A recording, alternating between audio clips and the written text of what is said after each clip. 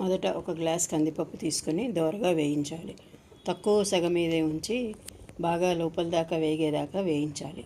కందిపప్పు వేగిన తర్వాత దాన్ని పక్కకు తీసుకొని ఒక పావు గ్లాసు శనగపప్పు, ఒక గ్లాస్ కందిపప్పుకి పావు గ్లాస్ శనగపప్పు, మినప్పప్పు, పెసరపప్పు తీసుకొని వేయించి అన్నీ కలుపుకొని మిక్సీ పట్టుకోవాలి. ఎండుమిరపకాయలు, ఇంగువ, ఉప్పు వేసుకుని పావు గ్లాస్ మినప్పప్పు, శనగపప్పు వేగిన తర్వాత వేయించుకోవాలి.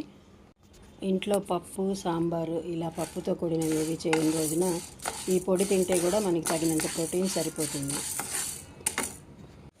పావు గ్లాసు పెసరపప్పు, అన్ని పప్పులే కాబట్టి ఇవి పొట్టు పెసరపప్పు వేసుకుంటున్నాను. అరగడం కొంచెం కష్టమవుతుంది కదా, అందుకని ఇది కొంచెం ఫైబర్ ఉంటుందని. పొట్టు మినపప్పు కూడా వేసుకోవచ్చు, కాకపోతే రంగులో కొంచెం మార్పు వస్తుంది. కావాలంటే వేసుకునే వాళ్ళు వేసుకోవచ్చు. 4 పప్పులు వేగిన తర్వాత మీరు తినే కారాన్ని బట్టి, ఆ మిరపకాయల కారాన్ని బట్టి తగినన్ని మిరపకాయలు వేసుకొని ఎక్కువసేపు స్టవ్ ఉంచక్కర్లేదు. కలుపుతూ ఉంటే పొంగడం తెలుస్తుంది. ఆ వేడి మీదే అవి అయిపోతాయి. ఆఖరిలో ఒక 2 స్పూన్ల జీలకర్ర కూడా వేసి స్టవ్ ఆఫ్ చేసేస్తే ఆ వేడికి జీలకర్ర కూడా పొంగుతుంది.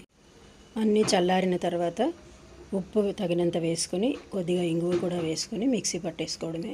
పొడి పొడిగా చేసుకున్న అన్నంలో ఈ పొడి తగినంతగా వేసుకొని నెయ్యి వేసుకొని కలుపుకొని తింటే, ఇందులో గుమ్మడికాయ వడియాలు వేయించుకొని కూడా కాంబినేషన్లో తింటే సూపర్గా ఉంటుంది. కొంచెం బరకగా, మరీ మెత్తగా రుబ్బేస్తే అంగిటికి అంటుకుంటుంది.